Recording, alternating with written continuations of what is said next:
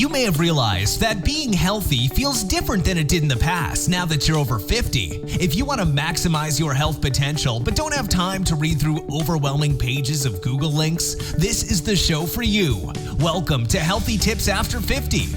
We love doing the research, finding solutions, talking to health experts, and learning what works and what doesn't. Now, your host. She spent the last 25 years dedicated to feeling her best and is here to share her best findings with you, Susan Rosen.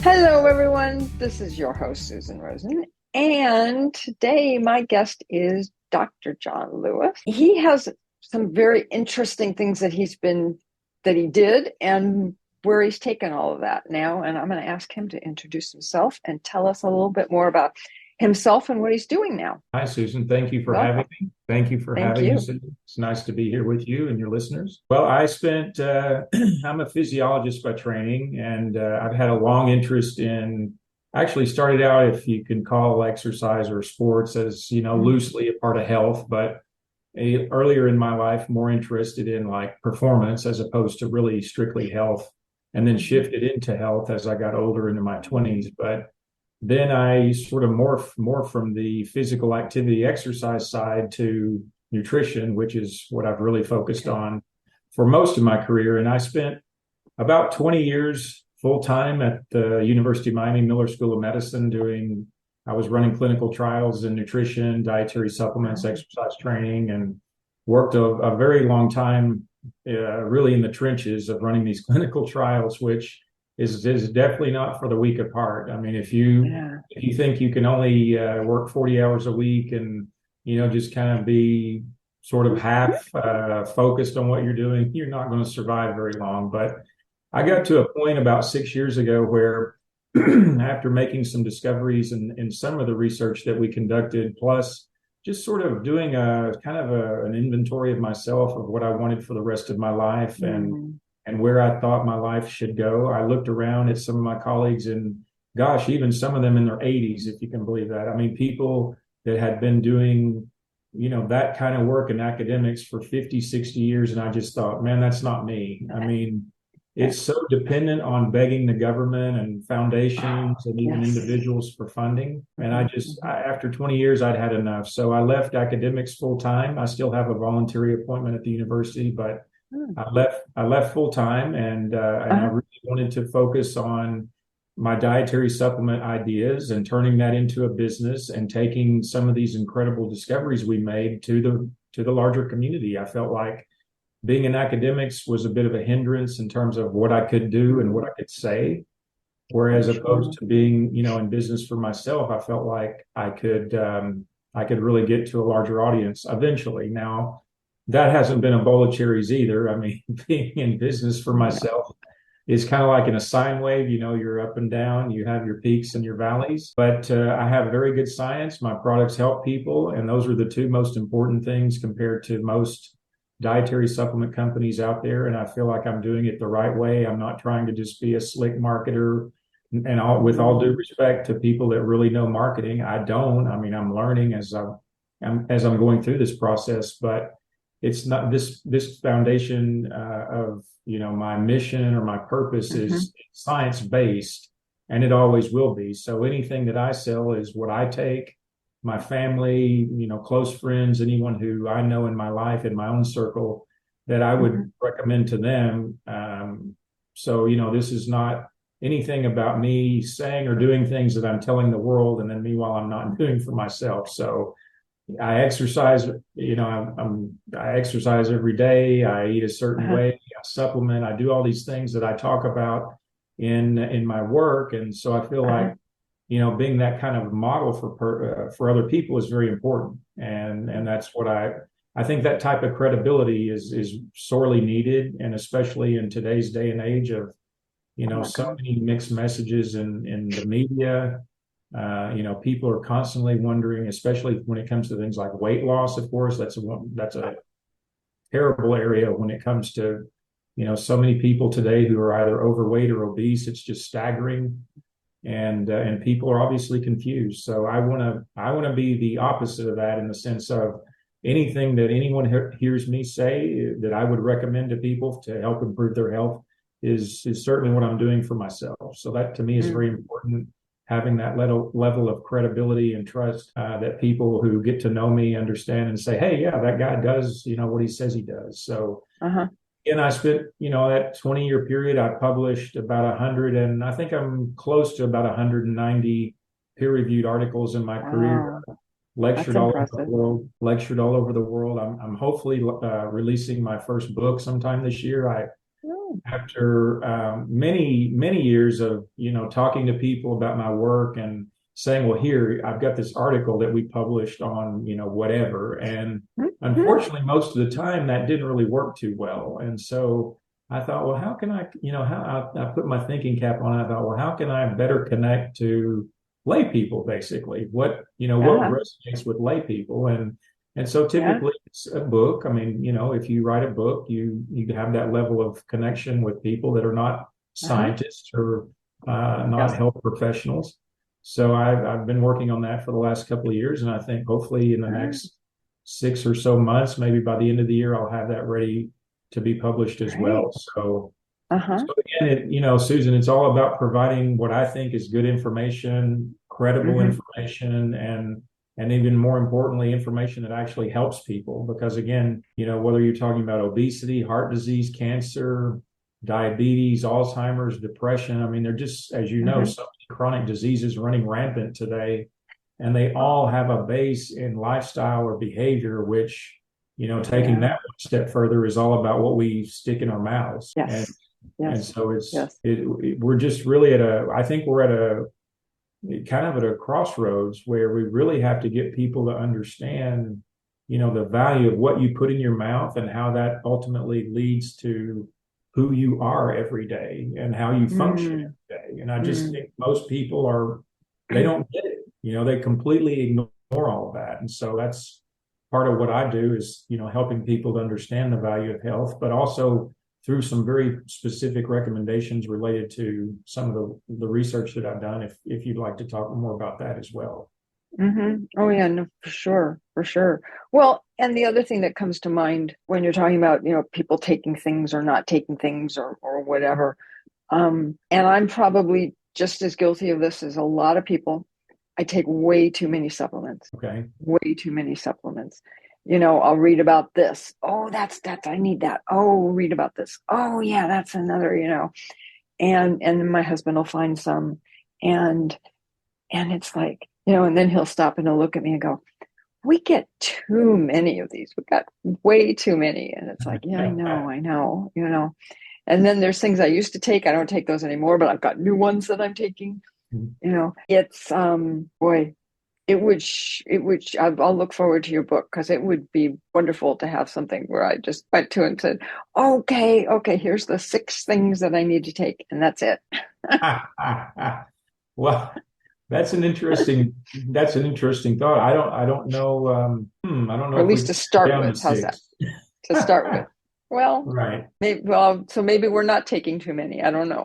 Maybe not. I mean, that's an interesting question. I think it's possible, especially if you consider, I mean, you're obviously more knowledgeable than the average person. So it kind of comes down to, and that's one thing that sometimes people will ask me, well, what should I be taking? Like what supplement, or, how should I eat, or what do you think is important to take every day? And especially when it comes to dietary supplements, I like to tell people that it's basically any other consumer decision you make, whether it's buying a car or deciding which neighborhood you want to live in, or a watch, or, your lawnmower, or whatever it is. I mean, typically people make, they do a little research and then they make a decision, whether it's maybe with Consumer Reports as, something that's useful for advice, or some other source that they Consumer Lab. I like Consumer Lab. Yeah.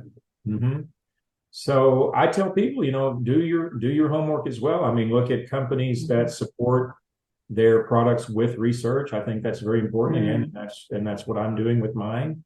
Make sure that the quality of the products is there. Make sure that they're buying ingredients from, that are reputable, that have been third-party tested. I mean, there are definitely certain thresholds that companies can abide by that give confidence to consumers that you're buying something that is actually on the label, that it is there, and that it potentially can be helpful. So, but I think for me, like in the work that I've done with these polysaccharides that hopefully we'll talk about, is yes, please. For me, that's where I have such a really cool opportunity to help people understand that it's something that's very unique. It's definitely not in a lot of other products. I mean, I have a few competitors out there, but not many. But it's an opportunity to teach people something. Psychologists talk about the teachable moment. Well, polysaccharides are definitely a teachable moment because almost everybody I encounter has never even thought of the value of polysaccharides. So I think, I mean, I'm certainly happy to help you and your husband anytime you like. Yeah. No, I understand. I'm, as you say, I'm probably more educated than a lot of people around it. And I'm still, it's like the next great thing, right?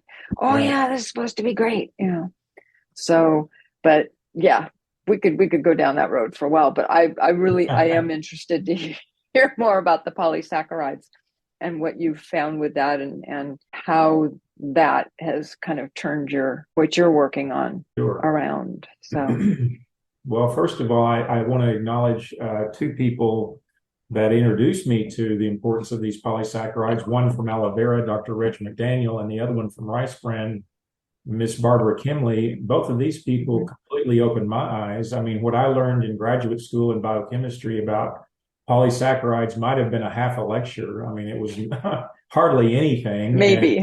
Exactly, maybe. And the only thing that we really discussed about saccharides back in those days was that saccharides are an energy source, which they still are, but there's so much more than that. But Susan, what really became apparent to me, and this is not just my own personal experience, but this is, through Dr. McDaniel and Ms. Kimley and all these other people that I ended up getting involved with over the last nearly 20 years, is that these polysaccharides, especially from aloe vera and rice bran, I mean, we could talk about others that come from, say, mushrooms, like reishi, maitake, those kinds of things, ginkgo biloba, hemp, marijuana. I mean, there are a lot of plants that have polysaccharides, but in my own experience, I've yet to encounter two that are so effective and so efficacious for human health than the ones that come from aloe vera and rice bran. So I could have initially started this by saying, well, sugars are good for you. But most people, I'm sure, who listen to your show, because of the way the mass media and even social media present sugar as being like the devil, basically, like it's one of those. Yeah, you can't consume any sugar. Like that's horrible for you. To me, that's throwing the baby out with the bathwater. That's such terrible advice, because a sugar is not a sugar is not a sugar. A sugar, Mother Nature provides us with many sugars, but it depends on the type of sugar and whether or not you should be focused on that or not. And so if you're talking about something like high fructose corn syrup, I totally agree with you. You want to avoid that in your food. But if you're talking about these complex polysaccharides that are found in aloe vera and rice bran, these are entirely different animals, and they do some amazing things for our cells. So really, when you think of sugars, whether you're talking about a simple sugar, like, again, fructose, or a monosaccharide like fructose, a disaccharide like sucrose, or a polysaccharide like mannose, for example, these are very, very different molecules. And it really it all comes down to their chains and their molecular structure. But that's a whole, we won't go any farther than that. But But the other thing that I like to tell people is, it doesn't matter to me if you eat a plant-based diet like I do, or if you're now into, there's a big carnivore craze now, people don't eat meat. And of course, keto, it has its big place. Paleo, it has its place. Mediterranean, Zone, Atkins, South Beach, just so many different Weight Watchers, whatever it is that, you think of as being your preferred diet style. You're not getting these polysaccharides, certainly not from aloe vera. I know no one who eats aloe vera. You might be getting a little bit if you eat brown rice every day, but even then, you're probably getting not a therapeutic amount. And of course, most of the world. And let me just also, number one, ask if you can tell people what aloe vera is. Sure. Because they probably aren't familiar with that. Brown rice, I'm sure they are. But I was just going to say one other thing, and now I can't remember what it was. It'll come back to me.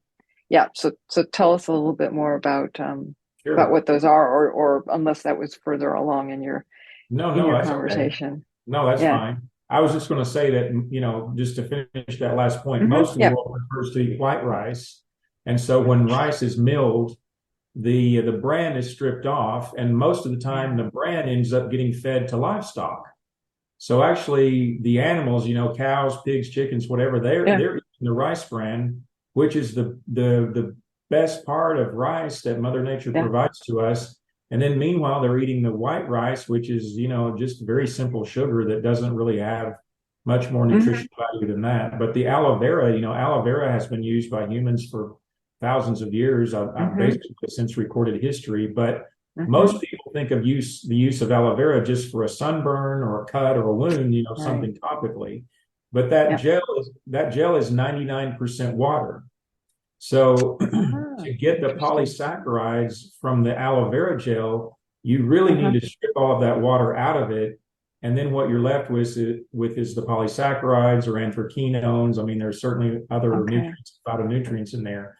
But the polysaccharides, the ace mannan or the mannose, that is really the polysaccharide that is just so amazing for human health. So people sometimes will ask me, well, John, can I just drink aloe vera juice? And I'm like, well, I'm not saying there's anything wrong with that, but if you're expecting that aloe vera juice to what we showed in our research, you're wasting your time and your money.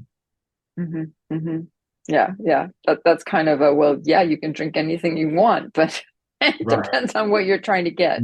Exactly. You're just in the juice, you're going to get a tiny, tiny amount of the polysaccharide. You're wasting your money and time if you think it's going to show the same thing that we did in our work with the concentrated polysaccharide source. Now, the polysaccharides don't really require you to take a lot. I mean, we're only talking about at most a couple of grams per day.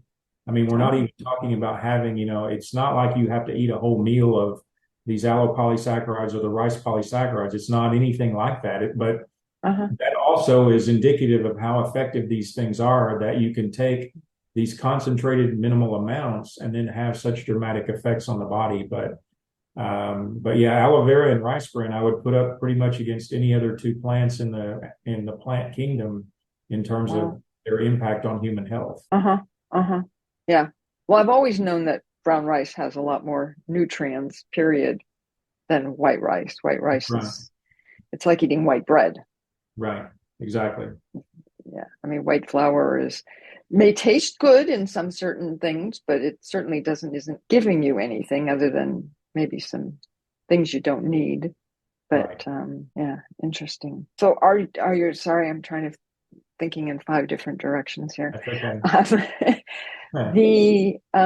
With the aloe vera, I'm assuming it's one of the basic, that and the brown rice are the kind of some of the basic building blocks in your supplements. And is there some kind of a diet or something that you recommend? Not necessarily the vegetarian versus the non-vegetarian or anything like that, but that you have certain things in your diet. Well, our research wasn't really, I mean, in terms of like what we showed with the polysaccharides, we were very strict in terms of just providing the supplement to whatever the test was. If it was, someone with Alzheimer's, someone with MS, someone with HIV, non-alcoholic fatty liver disease, those were the primary areas that we studied.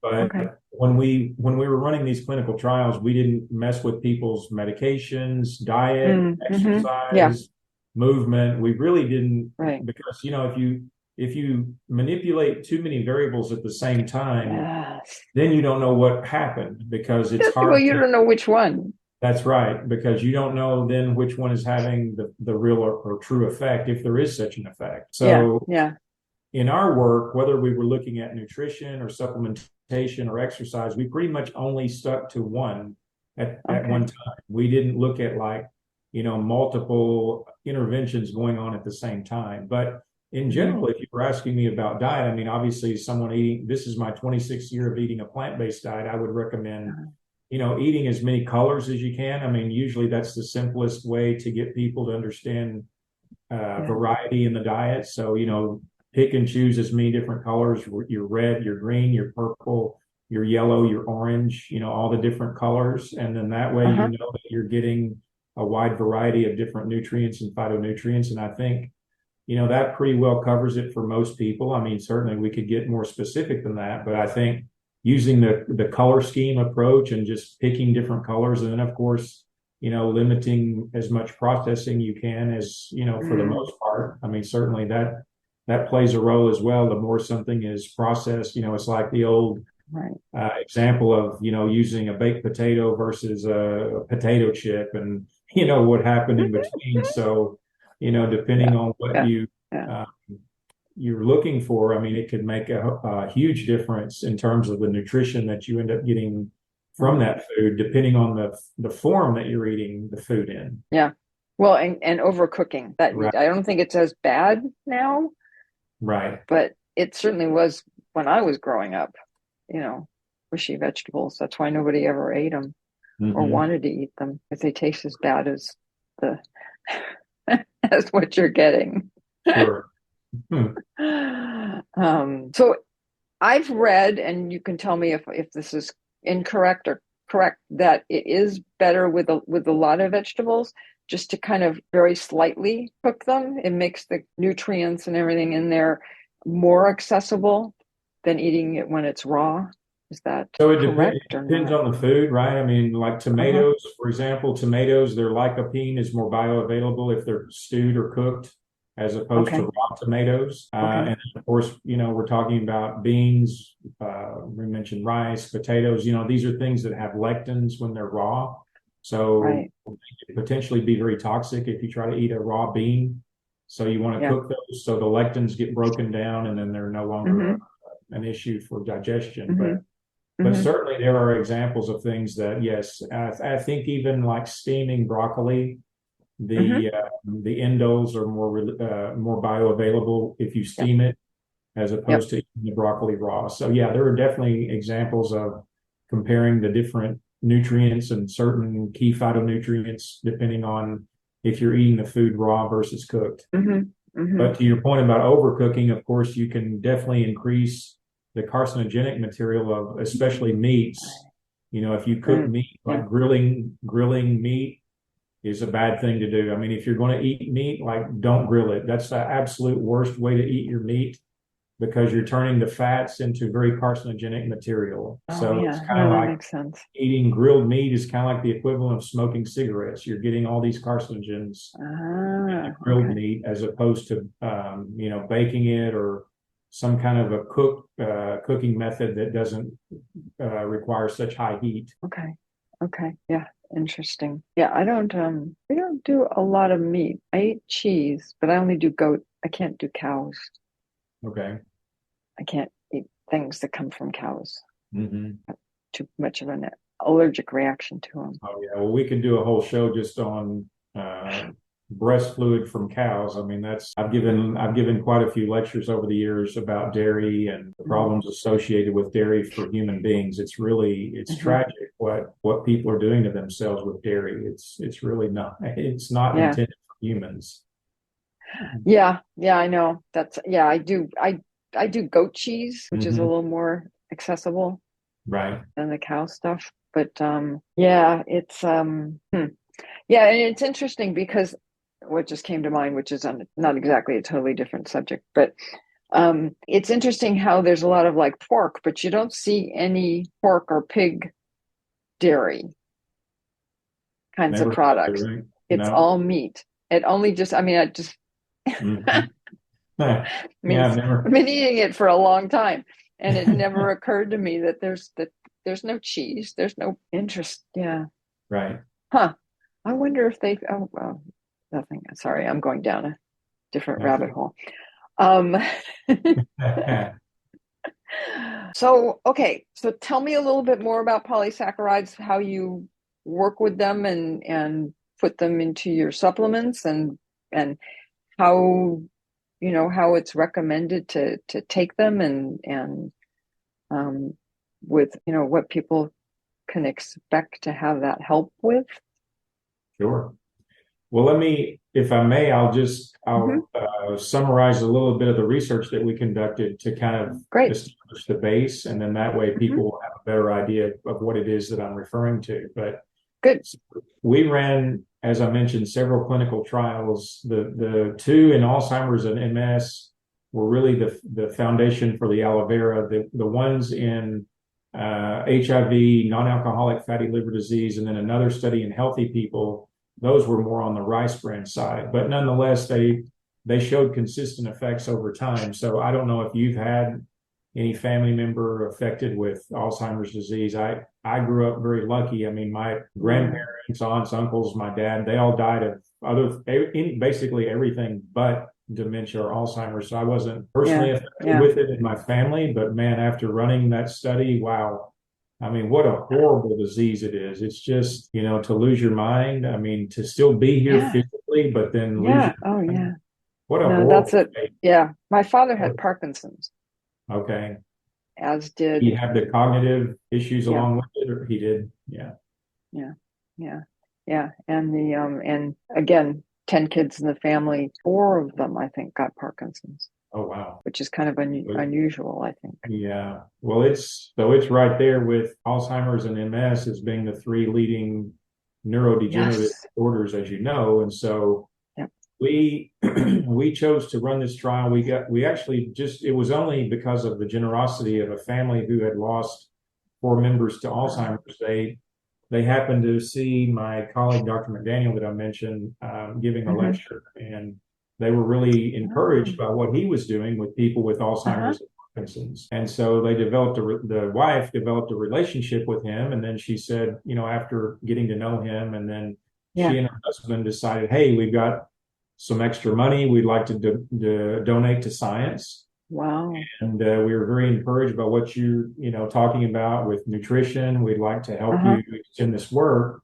But our only requirement is that you do a study in Alzheimer's. So that's how we got the money. That makes sense.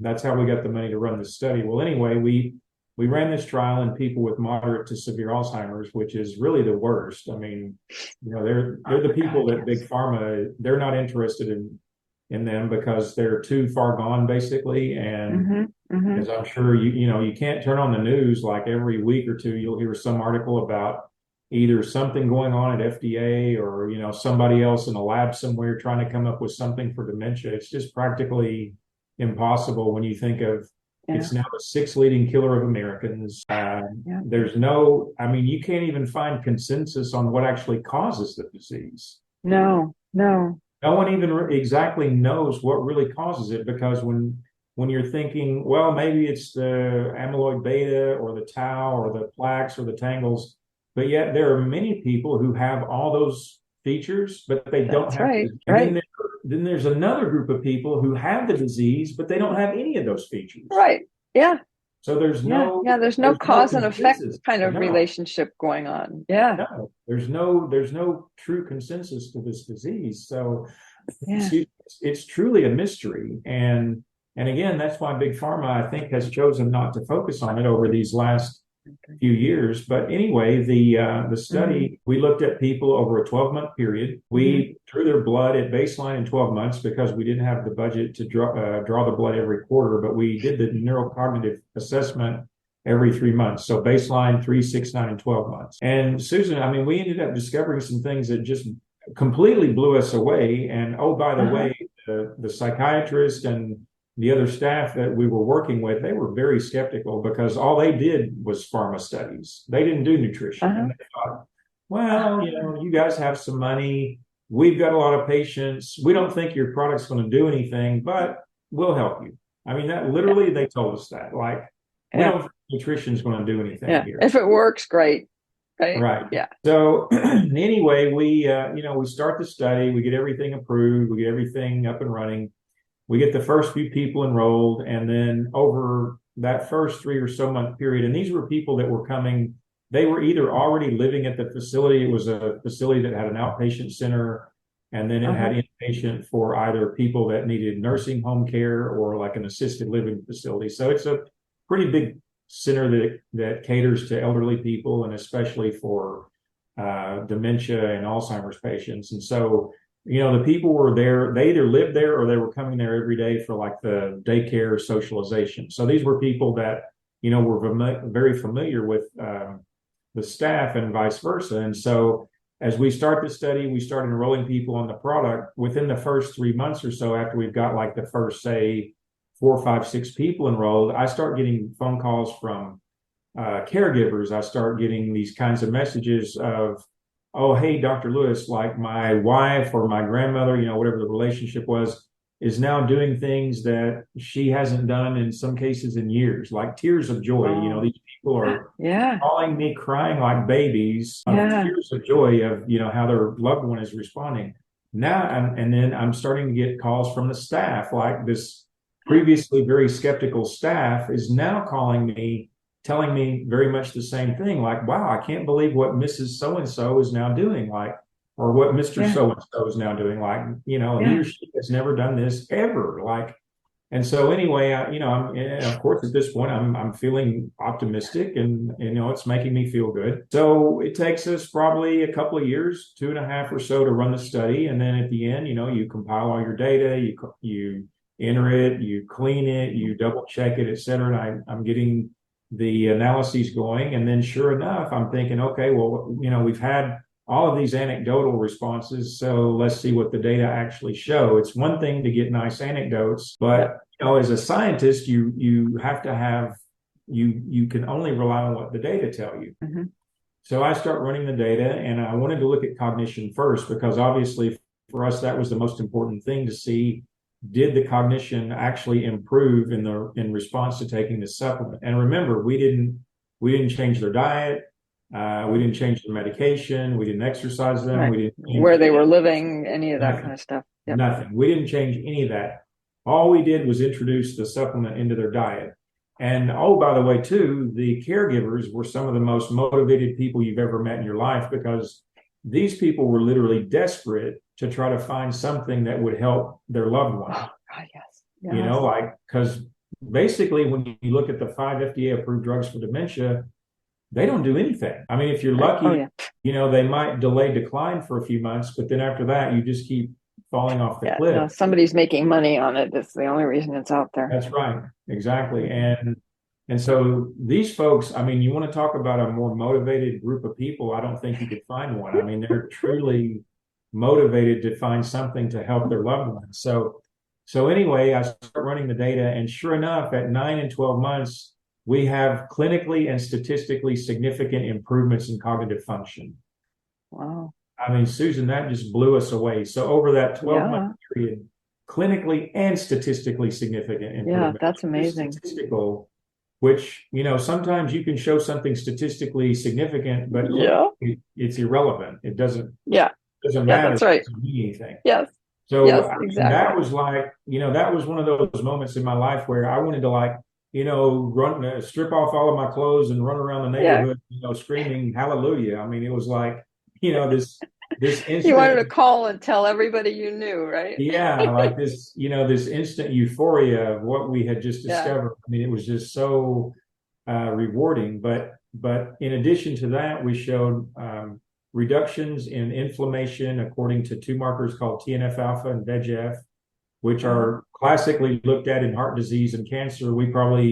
Our article was, and this first article was published in 2013. So it's unfortunately been 10 years ago that all this work was done, or at least the article. But TNF alpha, again, and VEGF, they are proteins that our body produces in response typically to too much inflammation chronically. And that's where, with dysregulated inflammation, you get into trouble with either dementia or cancer or heart disease. But again, that was a really nice finding. We also showed an improvement in the CD4 to CD8 ratio, which is a global marker of immune function. And that's not just important for people with dementia or Alzheimer's, that's important for all of us. So we want everybody, that to be as high as possible. And so we showed an improvement there. We showed an improvement in adult stem cell production of just under 300% from baseline to 12 months, according to CD14 cells. So again, that was very, very impressive finding. And oh, by the way, I didn't mention that the average age of the people in our study was 79.9 years of age. Oh my God. Wow. Yes. So these were not only people that were really sick, but they were a fairly advanced age group as well. So, and they didn't just have Alzheimer's, they had diabetes, depression, heart disease. I mean, these were very, very sick and impaired people. So imagine, we think of stem cell treatment or stem cell therapy as being a big deal today. And it can be, and I think there is some efficacy to, for certain things, mostly related to joint issues. I mean, I don't know if it's ever going to truly be what we think it is related to, say, replacing organs or, replacing teeth or any of those sorts of things. But nonetheless, to be able to turn on the body's own stem cell making process, especially at an advanced age, that was also just a very important finding to us. And then in two subsequent analyses, we looked at brain-derived neurotropic factor, which also is very important for like memory. Oh my God, that's huge these days. Yeah. And we also showed some relationships there. We published 2 other papers with BDNF. And then actually just a couple of weeks ago, I submitted for publication a 4th article from this study looking at what is referred to as the Th1 to Th2 ratio in immune function within these people, which has never been documented before in people with Alzheimer's. So that paper hopefully will be published in the next few months. I don't really want to talk too much about it yet, just because it's still in progress. But understand, Susan, the bottom line is, I mean, we just showed some amazing things for the very first time in people with Alzheimer's that, even the staff, this previously very skeptical staff had to admit that these polysaccharides were doing something that, they had never seen before. I mean, the neuropsychologist, she had worked there for 15 years. She did all the neuropsych testing on these folks. And she said every study she had worked on to date was a drug study prior to ours. And every drug study showed basically nothing. Like it didn't show any improvement in whatever they were looking at. Our study was the only study where she said, even for the subjects where the test was not sensitive enough to detect improvement, she could still tell that the person was getting better. Wow. So in her opinion, 100% of the subjects in our study actually got better, even if the test was not sensitive enough to detect the improvement. So this was the kind of response that we got about from this study. And as you can imagine, I mean, we published that first paper in 2013. I was on cloud 9. I still hadn't made the decision to leave academics, but what really kind of, as a little tangent, what really kind of put me over the top of leaving academics, besides, what I mentioned previously about, this grinding, grueling life of fundraising, was that I tried twice with NIH and twice with the Alzheimer's Association. I submitted proposals to say, look at what we're doing here. Here is not just an idea, but here's an idea with data. And you know what I got in response all 4 times? Either it's not true or nothing. Yeah, right. I was going to say one or the other. Right? I got crickets. I got 0 in response. It's not surprising. That's not surprising. It was so dejecting to me that I was presenting an opportunity for, these so-called public health experts. Yes. Hello. Sitting in their ivory tower to say, hey, look at this guy, Lewis, and these people at the University of Miami. Let's give them more money to extend this line of research. And nothing. I got nothing. So for the last 10 years, that has been... surprise me. Yeah, I know. Well, it doesn't now me either. But for the last 10 years, this for me, this has been a very significant, frustration in my life that I couldn't get more funding to extend this very exciting research for people with such a tragic disease that still, I mean, if you look at our first paper, and you compare, I mean, you don't take my word for it, compare it to, again, the 5 FDA approved drugs for dementia, any other nutritional, hyperbaric oxygen, acupuncture, music therapy, sound therapy, light therapy, whatever, compare it to anything else out there. No one has showed what we showed in response to improving what we refer to as improving nutritional status with these polysaccharides. And, this is way more powerful than treating disease with a drug, right? I mean, Oh my God, yeah. Nutrition works so differently from the pharmacological paradigm. Oh yeah.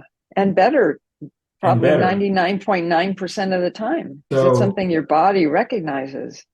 that's right. So, but I always want to make that clear to people that that we're bound by FTC and FDA to make sure Of that course. we don't talk about nutrition as something that treats disease. But it's very easy to get people to realize the difference when you say pharmacology treats disease, nutrition provides the raw materials that our cells need to function properly. Totally different paradigm. So. Mm-hmm. Mm-hmm. I don't know how we're doing on time. I don't want to just keep going. Well, we've probably been doing this for a while now because it's almost the top of the hour. Mm-hmm. Well, So, I mean, if you want me to, excuse me, if you want me to, kind of cut it short from there, that's okay. Because really, the Alzheimer's study yeah, was the most. I think that's the major. Yeah, yeah. No, that's fine. I guess my question, and we can always do this offline, and then everybody else can just come and ask me what it is that you told me.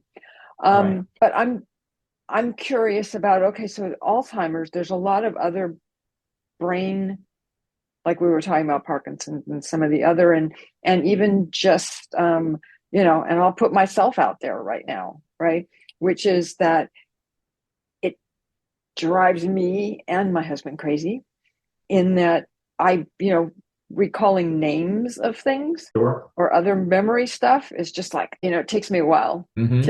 to find them. Sure. Well, So would the polysaccharides be helping that as well, do you think? Or I mean, is it worth something that's worth trying? Or I mean, I'm not asking for here we go, a prescription, right, right. Well, but I'm just curious, are you going to start now looking at let's put it that way, looking at other brain related issues? let's put it this way. So, going back to what I said about what we looked at in the Alzheimer's study, Uh-huh. so we tested cognition, which Mm-hmm. is an all-encompassing, overlapping term for Okay. not just memory. A lot of times people use memory with being synonymous with cognition. Memory is Yeah, just one memory. Yeah. aspect of Right. cognition. But to Right. your point about recall, so you Mm-hmm. have recall, you have processing speed, executive functioning, spatial awareness, time awareness, Mm-hmm. long-term memory, short-term memory. There are Right. many different things that fall under this umbrella term of cognition. So Mm-hmm. we actually looked at all that. So all of those things Uh-huh. related to cognition that, to your point, like recall. I mean, I've had people with, for example, brain fog, people with, again, what There you're you go. describing, That's me. Yeah. this issue with recalling names, Yeah. places, events, things, those Yeah. kinds of things. I mean, across the board, again, whatever maybe little Uh-huh. bucket that you fall into, Right. no question. I mean, and I didn't even mention so when I left academics and, eventually got into this idea of Mm-hmm. a dietary supplement company, we now Mm-hmm. refer to this product as Daily Brain Care, which is under my Right. company, Dr. Lewis Nutrition. So I Yeah. didn't even mention that yet. But yes, I mean, if you go to our website, look at some of the product Mm-hmm. reviews, look at some of the testimonial videos, you will see people describing lots of different things, and actually not just Mm-hmm. things related to the brain. I mean, there are other things related to the Right. joints, gut Which function. makes sense. Yeah, I mean, so, and again, as as I think I mentioned to you once before, the Mm-hmm. brain is just really the area that we started to focus on initially because Mm-hmm. of the work that Mm-hmm. we did at the University of Miami, combined with the need for Right. people that have something brain related. But Yes. the Yes. reality is the polysaccharides work on all 30 plus trillion cells in our body. So Wow. regardless Okay. of your current health status, and Mm-hmm. as I mentioned, despite whatever type Yeah. of eating style you prefer, you're not getting these polysaccharides in your diet. So that's where I think these Or at least not enough of polysaccharides, them. Yeah. they can make a big difference for anyone. I mean, I've been taking my own product for 10 years. Like, again, as I Right. And mentioned, you know how to eat. So, it's just that extra exactly. bump. That's right. Yeah. I mean, to me, I don't think that you can, and there's no such thing as like either overdosing or Mm. becoming like a hypo-responsive situation where Mm-hmm. your body creates like almost a threshold or a tolerance where you don't need them anymore. There's no such thing as that either. I mean, these polysaccharides are just like oxygen or water or vitamins or minerals. You need them every day. So absolutely, they're very that's important. Great. But I would encourage anybody to go to our website, drlewisnutrition.com, and read more information. If anyone has questions, they can contact me there. We have social media channels as well on Instagram, Facebook, YouTube, TikTok. Wow. We're expanding our social media presence, although that's not where we want it to be yet. But we'll eventually get there. But I'm very much the kind of person who knows his limitations. Like, I can create content all day long. I can have these kinds of conversations with folks like yourself. But then I need help with people that have the technical knowledge of, how to get the information out to people, and then, helping to create, an awareness through all this information. So absolutely. Yeah. Okay. Well, let's go ahead and wrap up here. I will put all your relevant information in the show notes as well. Although I've never been sure that anybody actually looks at the show notes, but that's a whole nother discussion, right? They listen, but they're off doing other things when they're listening. Right. So looking at the show notes, Right.